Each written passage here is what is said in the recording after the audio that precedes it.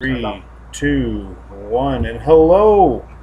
Welcome to podcast number 3. We on 3? 2 official, 3 really. 2 of these sounds better than 1. How are you doing, Daniel? Oh, not bad. My car had a flat. So Yeah, we still want to get back from the adventure. right there outside in town. Yeah. It's not awful, but Nice a flat tire. I just bought a comically large beer mug, and I'm pretty excited to see exactly how much it'll hold. I'm pouring a tall boy into it right now. Let's see if that'll even... Oh! One tall boy fills it up 3/4 of the way. Ah! Cool. So, Danielson. yes. You had an interesting week. I wouldn't say all that. Went to a party, Yeah. and then I Ubered, Smart. and then yeah, that was it. Basically. Well, fuck yeah. Did you get your noodle wet? I did not get my noodle wet. It's fine. Me neither. I did not get my noodle wet. There was a girl there. I did meet a girl. Is the one we talked about another girl? The one we talked about. Okay. Just trying to make sure I'm on the same page. Yeah. Pretty girl. Yeah. Probably could have got the noodle wet there, but I didn't. I'm a respectable man. I want to. Maybe I want. She might listen. Just don't get yourself in any more trouble than you already in. You said something on our way in. We actually just talked about that. We're kind of cheating, y'all. We talked about this on the way in. And Daniel said something like that struck a chord with me. What was it you said? Do you remember? No. You said, "I'm just now getting to be a fuckboy, Yeah. and I'm not ready to be dating." No. I didn't say that. Yeah, well, it was pretty fucking close. I might have changed a few adjectives there, but it was pretty close to that sentiment. Kinda. What would you say then? Hmm. I'm not trying to put words in your mouth. I'm not trying to get you in trouble. I'm just, Yeah. from my mind, that's how it read in my noggin, in my brain mush. All right, we'll go with that. Let's see what you have to say. No, I don't have to say anything. I was going to ask you questions. Okay. Well, ask me a question. Okay. Well, why? Okay. First of all, I can't wrap my head around wanting to be anything with the word boy in it. Fuck boy or otherwise. Okay.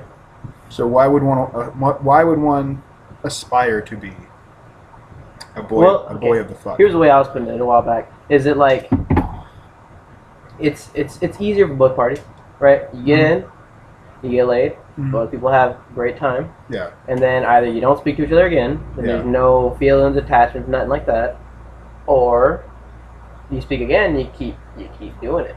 See, now that to me doesn't sound like being a fuckboy. That to me just sounds like being an adult. And I'm not insulting it at all because I feel the same way. Back obviously before I was married, I had the same thing. I mean, I dated I was always the guy that had to have a girlfriend. Yeah. I never did good with being single, but then once I figured out how to be single, I was so happy. I was like, wait, you mean we can just be friends and then we can go fuck? Then we can go back to the bar and drink, and you can go fuck another guy, and I can get drunk, and we're not gonna fight about it. Like, we be friends. Like, holy shit, this is so much easier. Like, I'm into it. But you think that's what being a fuckboy is, or is there another definition for fuckboy I just don't know of, or? Well, because you're younger than me, you know. Yeah. I think that's basically like a guy. Well, I think a fuckboy is more like a wolf in sheep's clothing. Like he's like, hey, I kind of want to date you. I kind of want to be a part of your life. And then he gets there, gets the nut, and then he retracts. He's the guy in skinny jeans that's talking to your girlfriend after y'all fight. Yeah, that's the guy. Oh, okay. Well, why would you want to be that? I guess you're right. I don't think there's anything wrong with being straight up with just wanting to fuck. I don't think there's anything wrong with that. I think that's more respectable than the alternative. You know what I mean? Like, if you're just there to fuck, then just be there to fuck. You know, like, it's fine. Mm-hmm. But now once the girl says no, then okay, fuck off and go away. But there's nothing wrong with that. I mean, it's as opposed to, oh, I have feelings for you. Oh, I love you. Oh my goodness, I can treat you so good.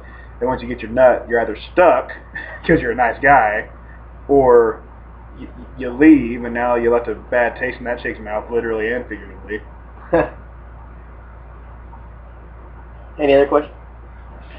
Well, I mean, what? But also, like, why are you not looking for? I'm not doing this in an accusatory way. But why are you not looking for a relationship right now?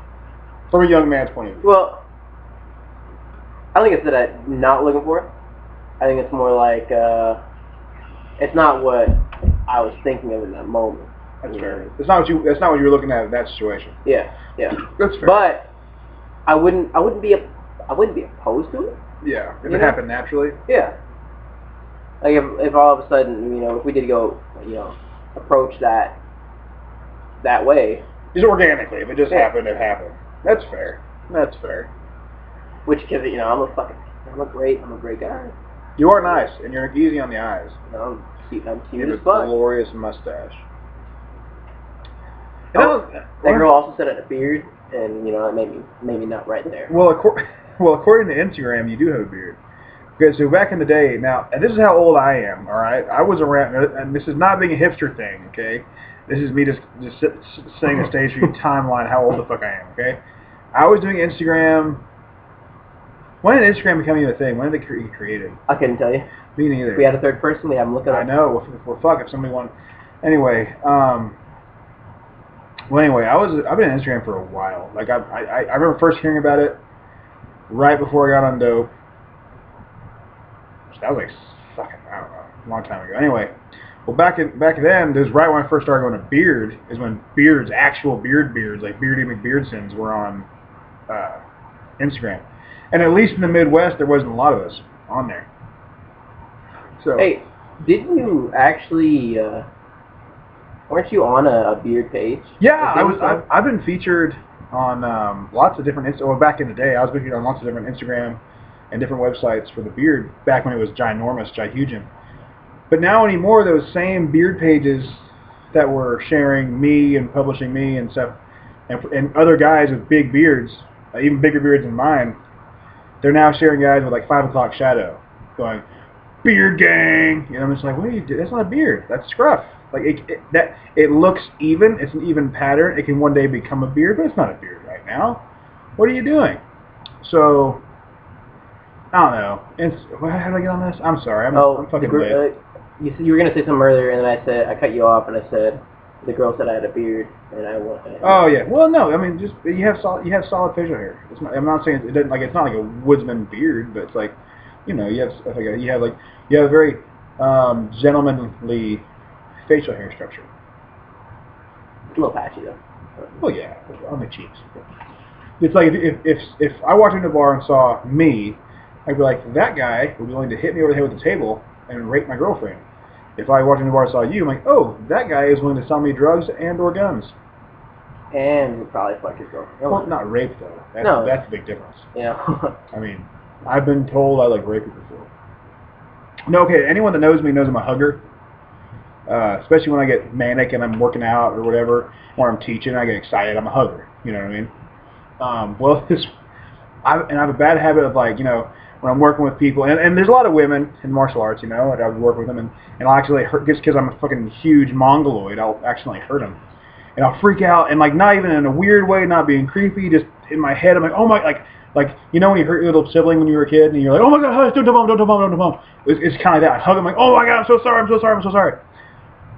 Well, my lovely wife informed me one time that me rushing in and hugging them right afterwards, especially if they're a smaller woman, is actually more of a no-no than kicking them in the fucking head. Really? Yeah, because it's like, you're a big, intimidating guy, and they're a small woman, they're wearing scantily clothes, and they just kicked in the head, and now they're just being rushed and held and everything else. And I get it, I mean, looking from the outside, I understand it, but I can't stop it. It's just, and there's no weirdness there. Like, there's no like, oh my god, let me rub my dick on you. No, it's not like that. It's like, oh my god, I'm so sorry, and I feel bad every time I do it. And then I hug and feel worse. And so after you hurt them, you like, when you come in and you like hug them, like, oh, I'm sorry. Yeah. And then they're like, oh, that's. I don't know. I've never had anyone I've done that to complain, but my wife and some other people have said, hey, let's not do that. because and they explained why, and I'm like, okay, that makes sense. That I mean, I understand it, but I can't help it. So. You done on me before and broke my tooth, and then you like gave One time. It's still one time too many, Art. Yeah, it's true. I don't even know if anyone knows that you are the one that broke my tooth. Well, I mean, now the 10 people listen to this do. That's all that matters. So, shout out to those 10 people. Yeah, dude. Fucking. If you're one of the 10, I want you to email me or email us, I should say, and it's at theshallowstoic@gmail.com. Or wait, not at. No, it's theshallowstoic@gmail.com. Email us. Say, hey, I listen to your podcast, I dig it, or hey, your podcast fucking sucks.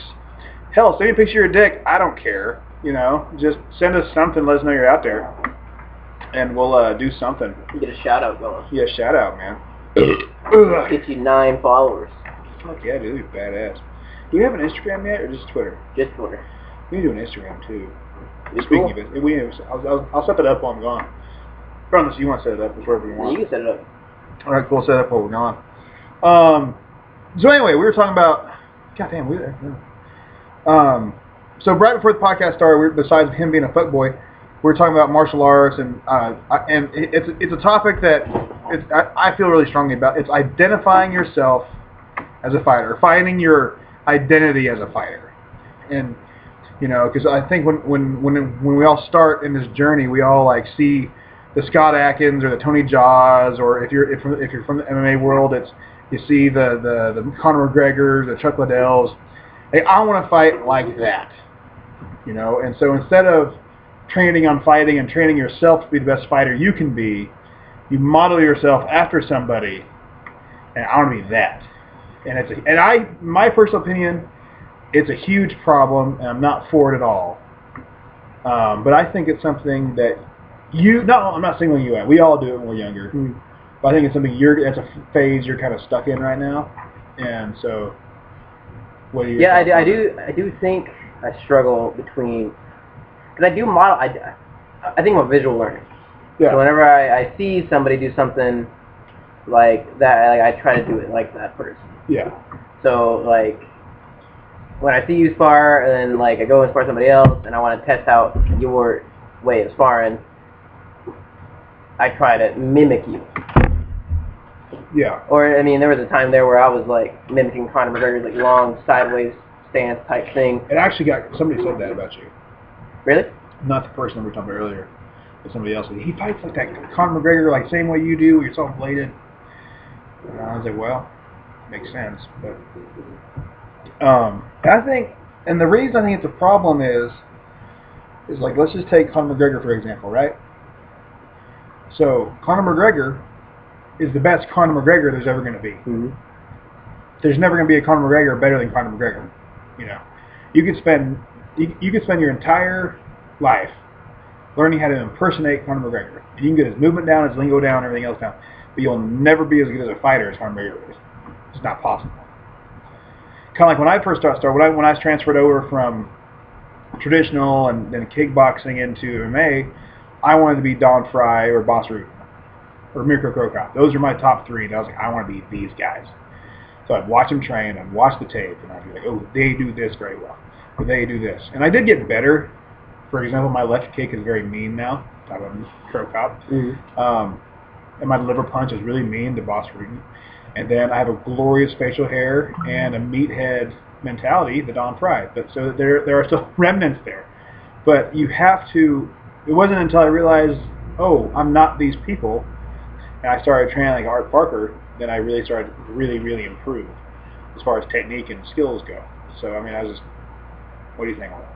Well, like one of the things that like when I watch Conor McGregor and his like long style, I really like that because like if I'm fighting someone my size, I can like stay like kind of away from punches, right? But you also like wrestling, though. I do, but only because I don't want to get hit. And okay, so the whole wrestling thing stems from. We're going to circle back to that in a minute. I'm going to call you a pussy. Go on.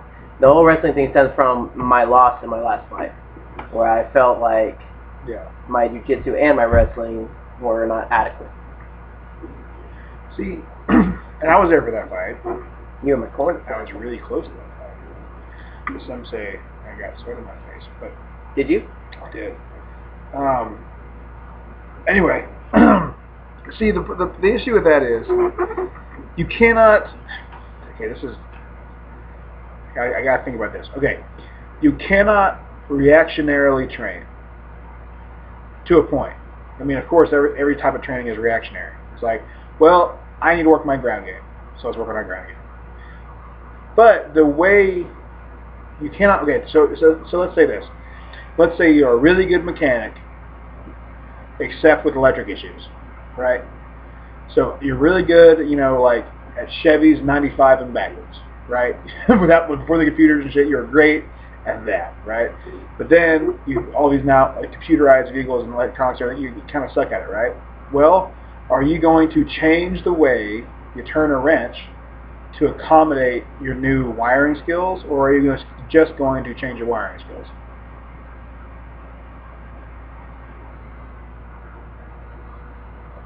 Well, let's change the wiring skills. Yeah, you're not going to fuck with your wrench training because your wrench training skills are good. And the same thing applies to fighting. If you have really, really, really good striking, like top-notch striking, which you do, that's why he took you down, and that's why he was able to do that, because he did not want to stand with you until he rocked you. You know, I've been there. I'm not talking shit. You don't change your striking. You change your wrestling and your ground game. So, because if you change everything, well, fuck, now you're worse than you were before.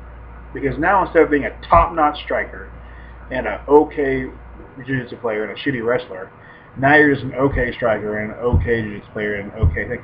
Look at any of the greats in the UFC. Now, I'm not talking about emulating them. I'm just talking about looking at their skill sets. You have the Ronda Rouseys, who are only good at takedowns and arm bars. You have the Conor McGregors, who are only good at the left hand. You have the Mark Hunts and the Roy Nelsons, who are only good at the right hand. You have the GSPs, who are only good at taking people down and sitting on top of them. And so on and so forth. The best people in the world are only good at one or two things. And they build their entire repertoire around that. So, you know, it's not, yeah. So, what were we saying? Oh, yeah. So it's like, so you have to figure out what it is about your game that's good. Like, what's your game? Well, it has to be striking, right? No. Right. Get deeper than that. What is your game? If you have a guy standing in front of you, and in your head, I'm like, I'm gonna fuck this guy up. What do you think in your head? What are you gonna do? Now, keep in mind, I said, yeah, I did not say I'm gonna win this fight. I said you're gonna fuck this guy up. Like, I'm talking, you're fighting a retarded guy with no arms. What are you doing? Well, I'm just gonna hit him. What are you gonna do then? Walk me through it. Like, what are you gonna do? If I'm sitting in front of a guy, well, if he's a retarded guy with no hands, you know what I mean. Like, I'm talking, you're fighting a spud. You're fighting a tomato can. Okay. It's like an easy fight. You know, it's a guaranteed W. You get to go out there and play. Okay. What are you doing? Well, if I'm playing, and it's not a serious fight, I'm gonna hit him from every angle. Like highlight reel. You're wanting a highlight reel. What's your highlight reel finish? What are you doing? I'm spinning kicking in the face. Okay, well, I disagree with you, but I mean, okay, that's fine. We can work with that. Okay. Okay. So let's just say medium to long distance striking. Yeah. That's your game, and I could agree with that. Kind of. With you, not with me, but with you. So medium to long range striking. So you're gonna have. So I'm not a brawler type. I don't want to be in front of you, especially with you. We do this all the time. We go back and forth on this one all the time. Yeah. So medium long range striking, which is fine. So you're a medium long range striker with decent kicks, with decent push kicks. Your round kicks need another work. That's fine. Just so do mine. It's okay. So medium long range fighter. What's next? Secondary option. Your AR-15 just ran out of bullets. Now you're pulling your sidearm. What's your sidearm? Counter. That doesn't tell me anything. And that'd be short range then. Short range. so my hands. So okay. So short range, like, so now you're talking the clinch game or short range boxing? Boxing. Okay, so now, all right, so now, oh fuck, your AR-15's out of ammo, your Glock 19's out of ammo. Now you're reaching for your fucking boot knife. What's your boot knife? What's your third go? Wrestling. Wrestling. Okay, that's fair. There's nothing wrong with that. That's absolutely perfect. That's exactly what mine are, kind of. So, my cigar keeps almost going out. And my whiskey's getting warm.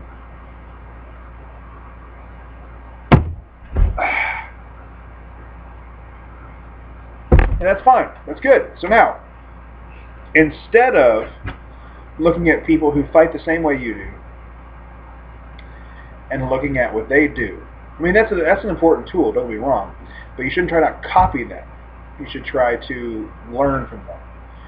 You know, fighting is the reason I like fighting so much as opposed to being an academic is because if you're an academic, you just got to memorize shit. Memorize shit that other academics have said. With fighting, it's more of a philosophy. With fighting, it's like you take something someone else does and you fuck with it until it makes sense to you. So you don't look at what Conor McGregor does and say, okay, I'm going to do exactly that because it works for Conor McGregor. No, you look at something that Conor McGregor does and go, okay, well, if he does that, I'm going to fuck with this. If it doesn't work, it doesn't work. If it works, it works. You keep it and do it. And you keep doing that until all of a sudden you don't need to anymore. It's like you never stop learning. But eventually it gets to a point where it's like you stop asking others questions and you start asking yourself questions. It's like how could I make this work for me? Yeah, it's like you have your things in your head that you know you're good at. Oh. It's like for me, like I'll quit picking on you and pick on myself. Yeah. So I'm out of shape. I'm fat. I don't like expending very much energy because if I do, then I'm not going to last more than 3 rounds, and I want to go more than 3 rounds. That really burnt my leg and my toe. Anyway, so whenever I'm squared up with somebody, what's something I can do? Well, I'm really good at being up close and personal with boxing. That's where I like to be, right? I'm decent at if I'm in shape, I like being mid-range, long-range, same as you. Out of shape, I like being up close. So, I will say this to preface this. After my last sparring session, I had went 2 rounds and I was like, fuck, and they were like 5-minute rounds. Yeah, 5-minute rounds, yeah. And I'm tired. Oh yeah. I'm already tired. And those are MMA rounds, right? Yeah. Yeah. And so I had to go again with somebody else. Yeah. And that's what I was telling you. I stood there. Yeah. And I just kind of like waited for them to come in. Yeah.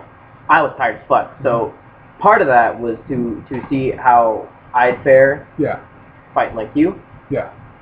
Other part of that is I was tired as shit and I didn't want to move around like I usually do. Yeah. So there's a lot to that. That's a whole different discussion. I mean, it's a very good discussion to have. It's just we're already halfway through this and we haven't even finished this point. I'm struggling. But you know, so you look at what you're good at. So when I'm squaring off with somebody, I'm going and they do something. It's like I don't think in my head like, okay, what does Conor McGregor do? What does Don Fry do? What does Boss Rutan do? I go in my head. I'm like, okay, I know what I'm good at. What of the things that I'm good at can I do from here? You know, you stop looking at highlight reels and start looking at your shit. It's like once you've been doing, and it all comes down to mat time and sparring time and what you're doing and when you're doing it, and that's why I cannot stand cookie cutter schools who want everybody to fight the same way. And it's really bad in traditional martial arts schools, not so much MMA, but it's getting there. It's getting there very fast. But with it's when you have 15 students, you have 15 different fighters. Every single person in the world fights differently than the other person. Or at least they should if they're going to be good, right? And so if you have an MMA school and you have 100 students, that means, let's cut that in half. Let's say 50 adults, and out of those 50 adults, you have 20 fighters who are actually actively fighting. Well, for them to be good, you have to have 20 individual separate fighters and separate camps because they're all have different strengths, different weaknesses, everything else. Well, it's and it is a lot easier to have cookie cutter school. It's a lot easier, and you make more money. And so let's just be honest. Mm-hmm. So, but let's say you have a cookie cutter school, and you teach everybody the same all the time, no matter what. It's all the same. You might have one fighter who does extremely well in that thing, but that's gonna be one fighter out of 500 people. You're gonna have a bunch of students and a bunch of moms getting in shape and a bunch of kids, and you're gonna be happy. You're gonna have money, but fuck, you're not gonna have the fighters. It's just the way it is because fighting is not set up that way. You know what I'm saying?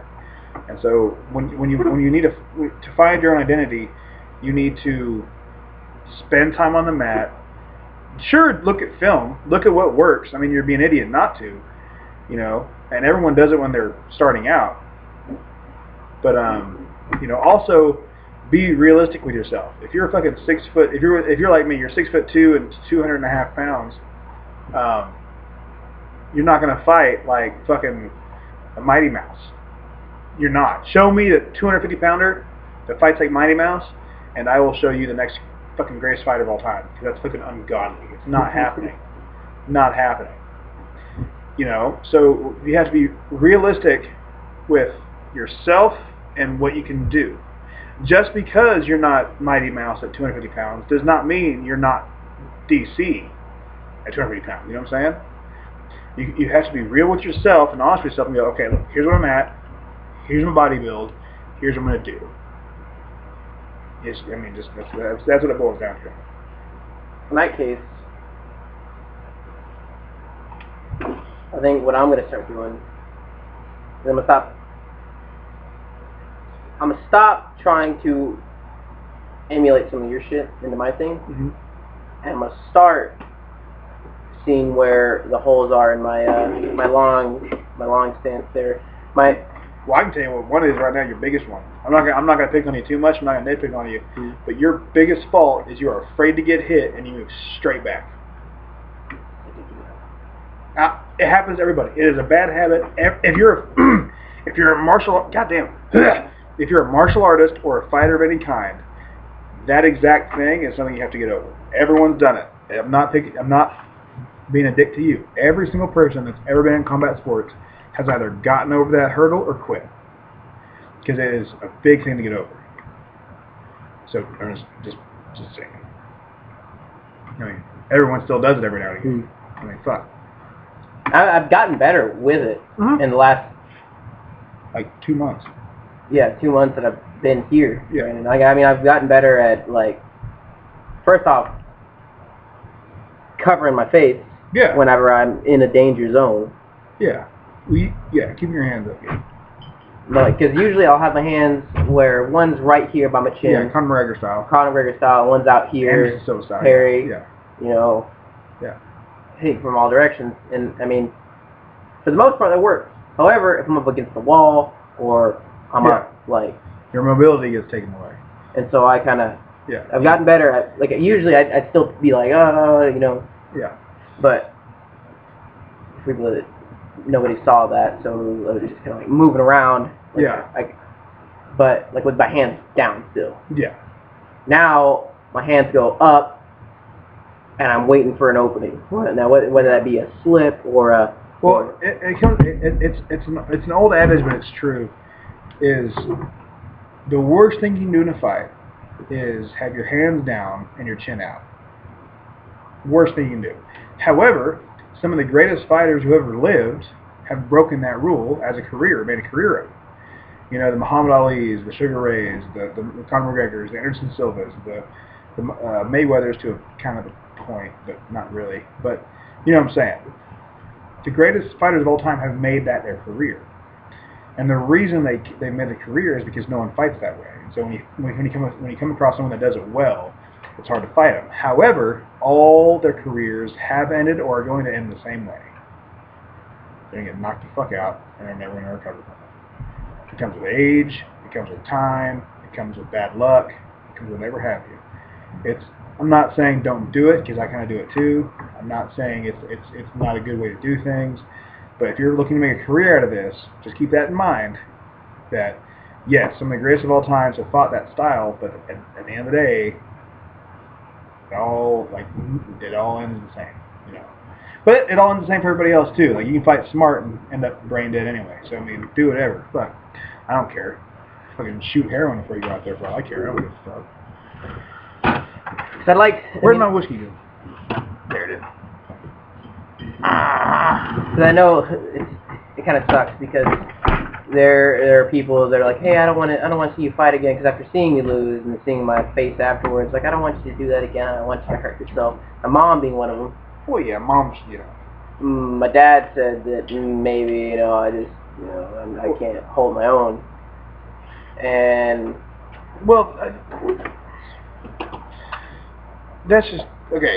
That moms are never gonna like their kids to be fighters. If you have a mom that likes you being a fighter, you have a psychotic mother. And I'm speaking from, I have a psychotic mother, and even she didn't like me fighting.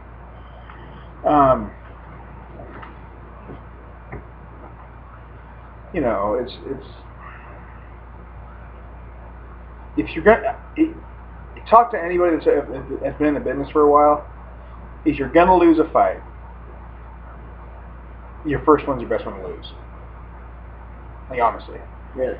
Why is that? Basically, it's okay. So if you're fighting, which you had the misfortune of fighting. Well, you've had Muay Thai matches before. I had one. Okay, you mean? I was there. Yeah. So that part. I hope I picked up on the microphone. So, but you've been in the ring. You've sparred before, but you go in there with. You had the misfortune, and well, I mean, I'm having a hard time saying this because there's a lot of conflicting things going on in my head right now. It was you fought some guy who's had a lot more ring time than you have. You fought a guy who's done kickboxing and done MMA and stuff. You know, he wasn't a virgin, right? He was a good guy, and you almost beat him. You know what I mean? Not by points, but by hitting him. Like I mean, you had him rock a few times. Now he was better at controlling the ring because he had spent more time in it and such. However, I can train anybody, just about anybody on the street, for 2 months and have them ready for an amateur 0-0 fight against another amateur 0-0 guy. You know, except for the sleepers who are all American wrestlers and hiding, or the jiu-jitsu black belt prodigies and hiding. You know, except for that. But I mean, 9 times out of 10, I can get a bum in good cardio shape and give him some basic boxing skills, and he's going to win an amateur 0-0 fight, right? And now that's great, gives you confidence, makes you feel good, it's good on your Facebook, it's fine, but now, the next Monday, whatever you come out to training, well now in your head, you're a badass, and all you have to do is work on your boxing and, you know, everything else.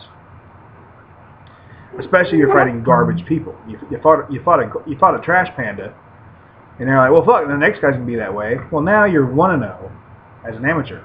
Well, now guess what? Now you have a big target on your back. Because now there's a bunch of other 1-0 guys, and guess what? One of those might be good. One of those might be the All-American wrestler who's looking to rip your head off. And now you're fucked, right?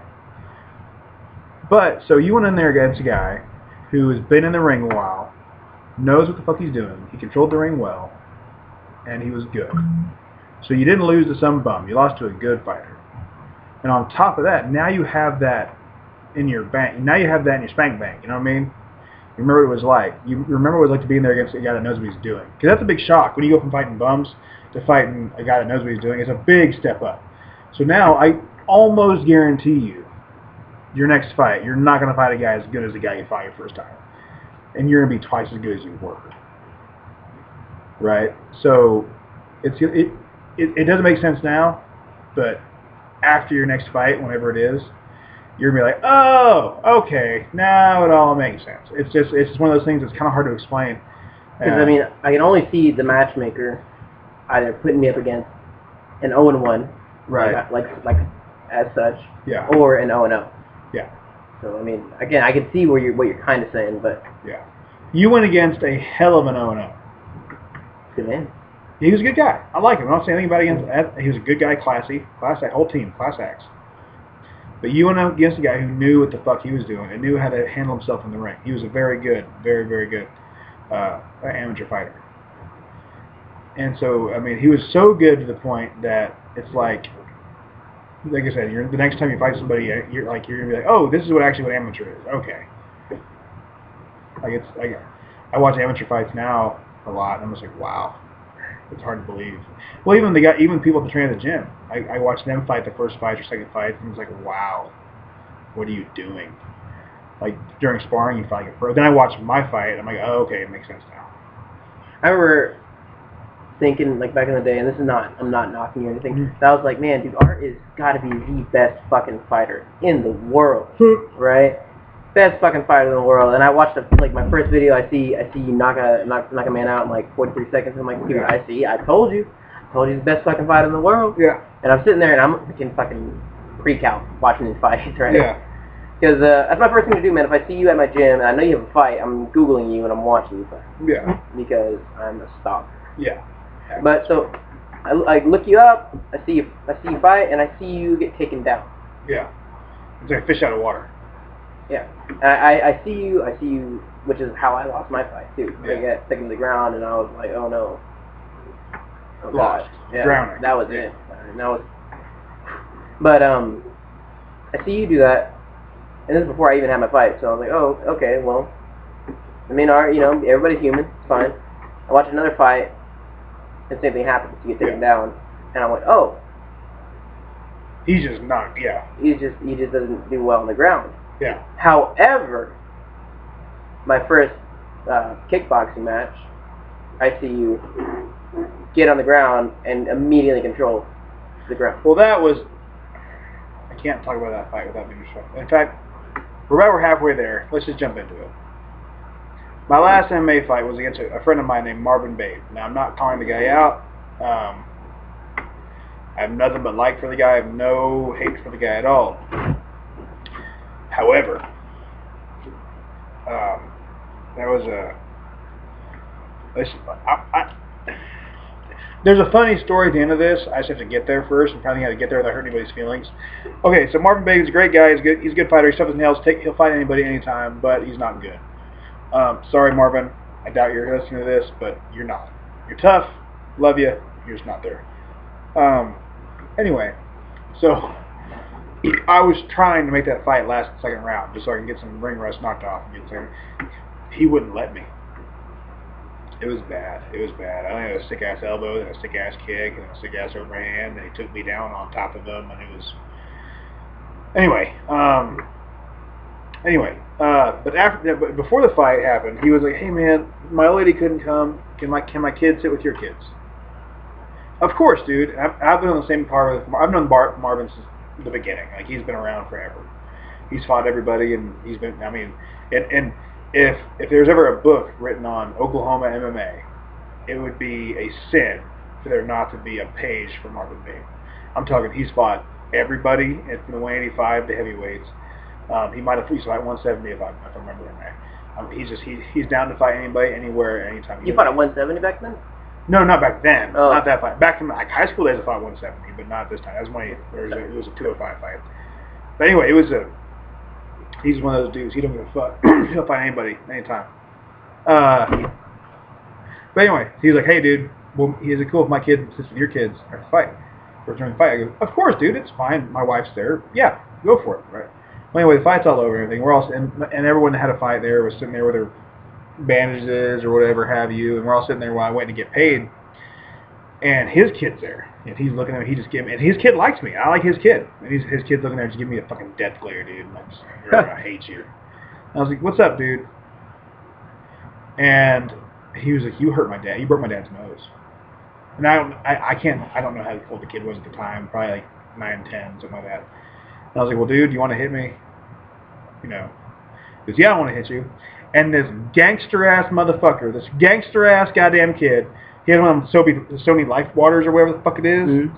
He grabs the motherfucker, spins it around to where he's holding the cap side and has a heavy side over here, and hits me across the nose and fucking damn near breaks my nose. God damn. I leaned down and closed my eyes, and I'm just like, okay, all right, I deserve this. Hit me, kid.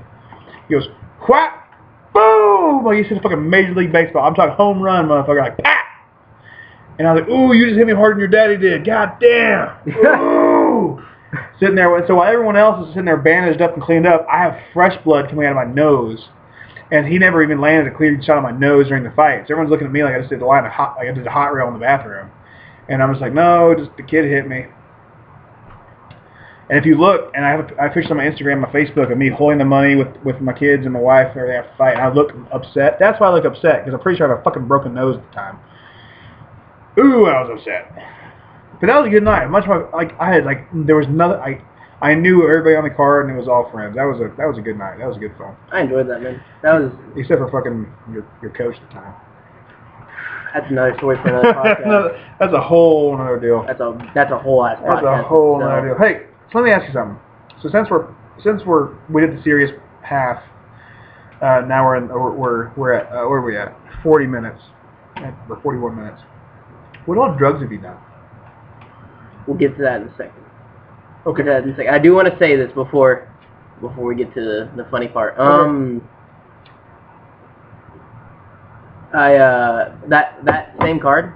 Yeah. Say the most badass thing I ever thought happened to me. Yeah. Is as I was walking out after I won my fight. First off, that was cool shit. I won my fight. Art Parker comes in, fucking lifts me like I'm a fucking feather, lifts me up, and he's like, "Ah, you fucking did it, dude. You did it." And I'm like, "Dude, I fucking did it." Right? And I'm happy as can be, right? Yeah. I start walking around, and everybody's like, "Hey, dude, you fucking high five, bro. You were just fighting." People think I'm a fucking movie star, I feel. Yeah, no, it's great. Yeah. It's like being a rock star without being playing an instrument. Right? I love it. It's awesome. Yeah. And so I'm walking by, and these kids are like, "Hey." I'm like, "Hey, what's going on, dude?" He's like, "Will you sign this?" Oh, hell yeah. I'm like, "Fucking yeah." Bet your goddamn ass. And so I get on there, and I signed 3 kids' fucking autograph. Like, I gave an autograph. Yeah. Now, I don't know how many other fucking 17-year-olds have done that. Mm-hmm. Well, I don't even know if I was 17, 16, one of those two. I don't know how many other 17-year-olds You have were done 17. that. But, I think, well, there are some movie stars, huh? But, fucking... It's cool. I'm in the 1%, bro. It's fucking legit, These dude. kids, they I never felt more idolized in that moment. It was pretty... I love it. It's a great feeling. It's like, especially with the kids. Like the adults, you can never trust an adult. But when a kid's just like happy to see it, he's happy to see it. It don't give a fuck. No. Have you ever signed an autograph for a kid? Who, me? Never. No. Really? Never. Yeah. Never signed anything before in my life. I mean, I'm not saying I'm cooler than you, but Dude, I've signed tits. Are you kidding me? Shit. Like, first of all, okay, so let me paint this picture for you, right? So I started doing MMA in high school. I was a junior. Yeah, junior when I had my first MMA fight. I've been kickboxing for a while, but I only just had my first MMA fight in high school. And I win 1 belt junior year. I defend it, and then I win my 2nd belt senior year. So I'm walking around a high school, small town in Oklahoma, with 2 MMA belts on that I won 20 minutes away that most everybody was. Anyway, so yeah, I've signed some stuff. Now in the grand scheme of things, that doesn't make me a big deal, but yeah, it feels good. Yeah. It feels good. Like every once in a while, I'll still get messages like, "Hey man, I got messages from people like in the military that want me to send them videos and sign Really? those. Yeah, That's crazy. it's a good time. It makes you feel good. It makes your dick hard. Anyway, don't dodge the drug question. All right, what all drugs have you done? All right. If I run for office or anything, this podcast Doesn't make a fuck. In 30 years, there's every president in political office is gonna have a fucking dick pic out there floating around. It doesn't make a fuck. All right. But So you're Mexican. Actually, pretty tame. Yeah. Just weed. Just weed? I thought you said you did coke that one time. Did shrooms. Did you lie to me? Shrooms. Did you lie to me about the coke? I did like you. Motherfucker. I like shrooms. Shrooms are great. Weed's good too. Well, shrooms are like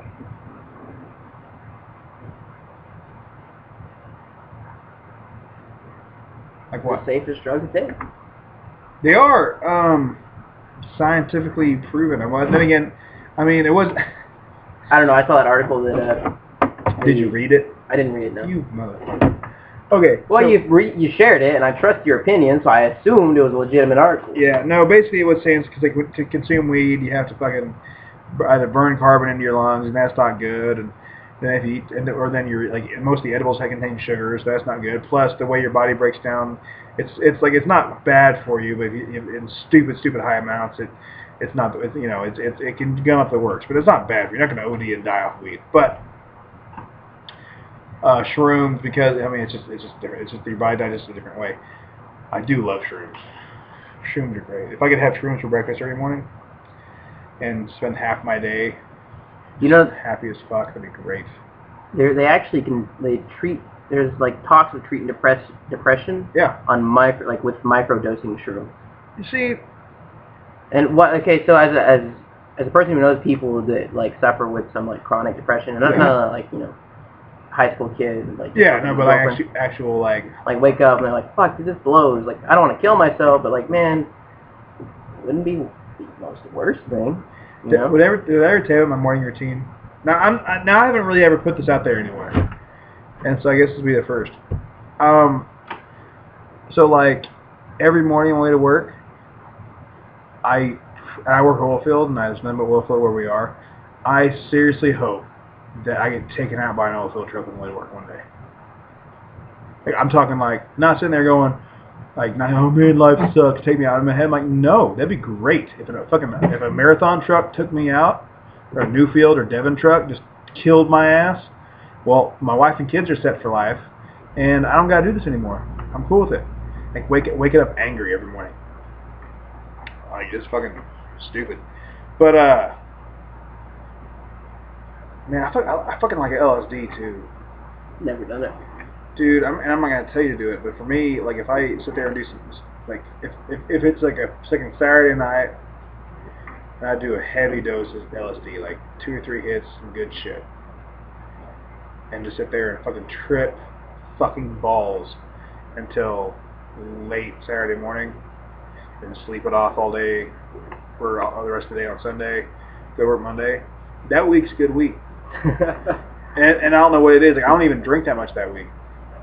Like when I can get good acid, I don't even drink that much that week. It's just something about it just does something to my brain where I'm just like, I'm good. I'm okay, and I'm sure that research is out there. I'm sure someone out there is smart enough. And then with shrooms, it's kind of the same way, but on a smaller level. It's like shrooms. It's like it makes me like I've never hallucinated on shrooms. I've felt really good, and I've been very happy, and I've done some very introspective thinking. But I've never fucking tripped balls, but like I did with acid. I try to do acid at least 5-6 times a year. Just, give myself a little hard reset. But shrooms, I'll do shrooms anytime you fucking have them. Like, fuck, I love shrooms. Of course, I've been clean off methamphetamine for about 5 years now. What's that experience like? What, Matt? Yeah, methamphetamine, yeah. Ever had an orgasm? Yeah. I like that. No, okay, so I just realized this kind of got back into more serious, like. It did kind of, man. I was hoping to have a fun drug conversation, but you fucking didn't. These muscle relaxers are kicking my ass. Well, fuck it. Let's just oh man, there's got to be something. We only have. Well, fuck it. I'll talk about meth. I don't give a fuck. All right, we only have like 10 minutes left. So like, and I talk about this all the time. There's a distinct difference in the high between coke and meth. First of all, meth gets you a lot higher than coke. I've done, and I hate this game all drug users do, where it's like, nah, dude, my guy has the best coke. Nah, nigga, my guy has the best coke. Nah, I have the best coke. And that's not PC, dude. I don't give a fuck. I'm talking in character. But man, I got the best weed. No, I got the best weed. Fuck all the bullshit. Let's just all be honest with each other here, okay? There's levels of drugs, and once you get into a certain level of drugs, they're good. And then once you get below that level, they're no longer good. Okay? So let's all cut the bullshit, right? I've done some of the best coke there is to do in this area of the world. I've also done the best meth there is. Meth, 9 times out of 10, as long as they're both of the high quality, meth will always pretty much get you higher than coke. It's a completely different high. I mean, they're both uppers, but it's a completely different high than coke. But the biggest difference, like I always tell people, is you can do coke off of a shit-stained, dirty, poorly lit bathroom of a 7-Eleven in the ghetto, and you will feel like $1 million. You can do a line of meth off of a golden-plated toilet in the Playboy Mansion and feel like a piece of shit. It's just a completely different. It's the way it makes it, the way it hits you. Also, it's funny because like I snorted it and ate it for forever, just here and there, you know, and never got addicted ever. So, hey man, want to do a line? Yeah, sure. You know, oh man, fuck, I'm gonna be working for the next 2 weeks straight. I better get me a fucking couple grams and just kind of bump it here and there, and then I'd go 3 months without ever thinking about it again, you know. But it wasn't until I started smoking it. Once I started smoking it, that's when I became addicted, like instantly, like no question about it in my mind. Like it was just, like, there it is, fuck, you know. And fuck, shit got weird. Shit gets weird, man. Like you think your neighbors are gonna kill you and shit. And, like craziest story.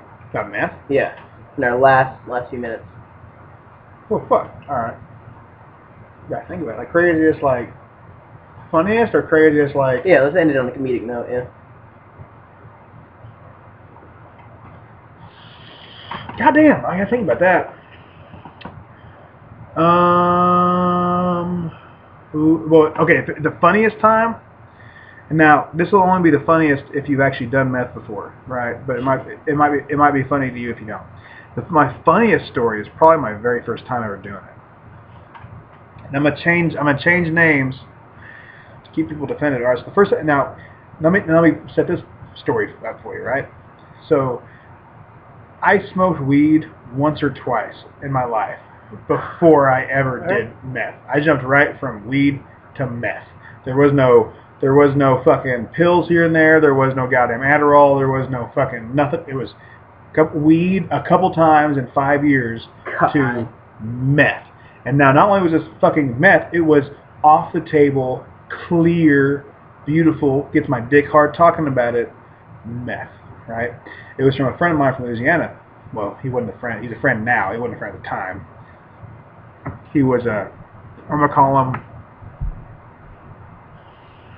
Mr. Billy. Let's call him Mr. Billy. Anyway, Mr. Billy. He's from Louisiana. And he was with another friend of mine, who I'm not going to even give a fake name to, because people might know who I'm talking about.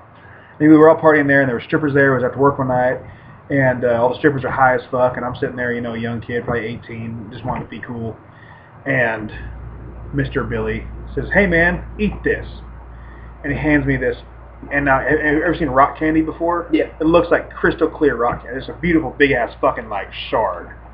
Like, holy fuck, dude. Like, it gives me chill. I need to take a shit right now. Like, I'm telling you. Then he hands me this. He goes, "Eat this." I go, "Man, I don't know." He's like, "Eat this or you're a fucking cop." And I was like, "Okay." What happens if you were a cop? Well, I guess I get shot. God. Dead. Like, at the time, I did not know exactly how far Mr. Billy was into the game. I just thought he was a cool older guy who had drugs, but no, he was, anyway. Anyway, he hands me this big ass shark. Either you're a cop. So what's a young boy to do when you have a bunch of beautiful naked women staring at you and a guy thinking you're a cop? By the way, this guy's been up for 2 weeks and a half. His fucking ass. So I ate the goddamn rock.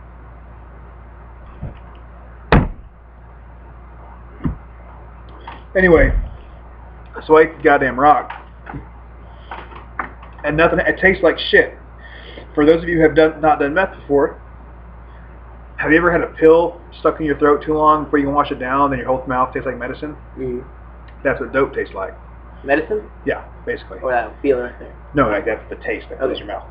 Now, when I was quitting dope, I would chew up Tylenol and shit. Like I would chew up allergy pills. I would chew up Allegra just to get that taste in my mouth because I miss it. Anyway, so I eat this goddamn huge ass shark.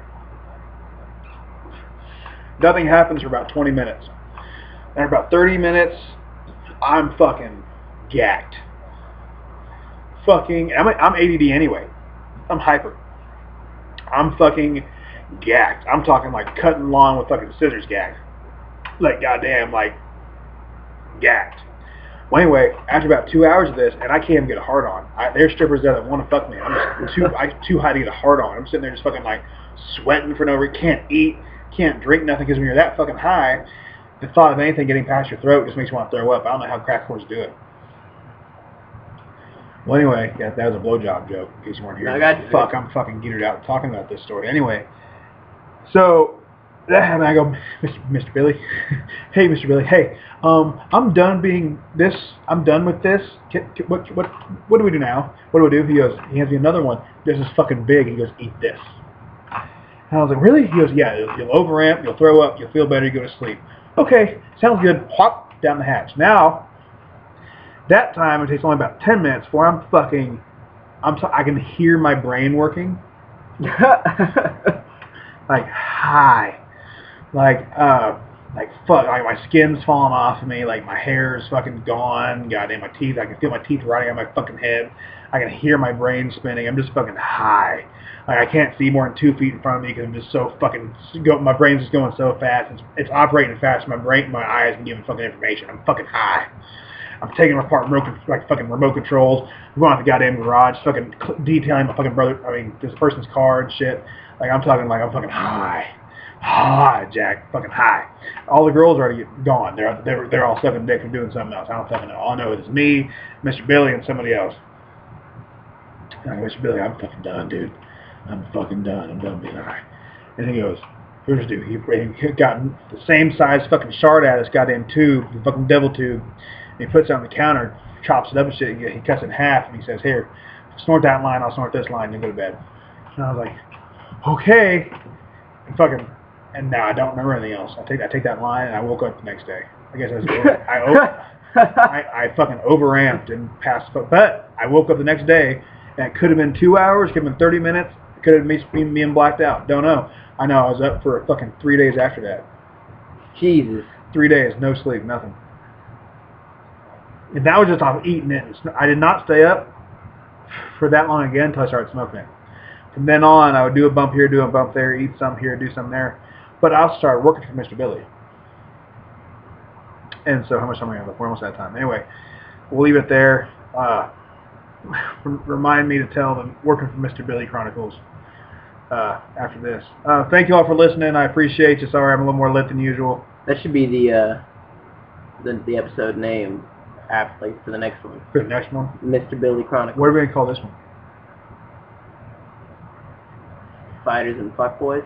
Fighters and Fuckboys. I dig it. Well, thank you all for listening. Like I said, if you actually listen to this and you listen to it towards the end, email me and I'll buy you a beer or send you a dick pic or something. Possibly. Skype call. Possibly. Well, I don't own Skype. I'll text you. It'll be fine. All right. See y'all. I appreciate you listening. Goodbye.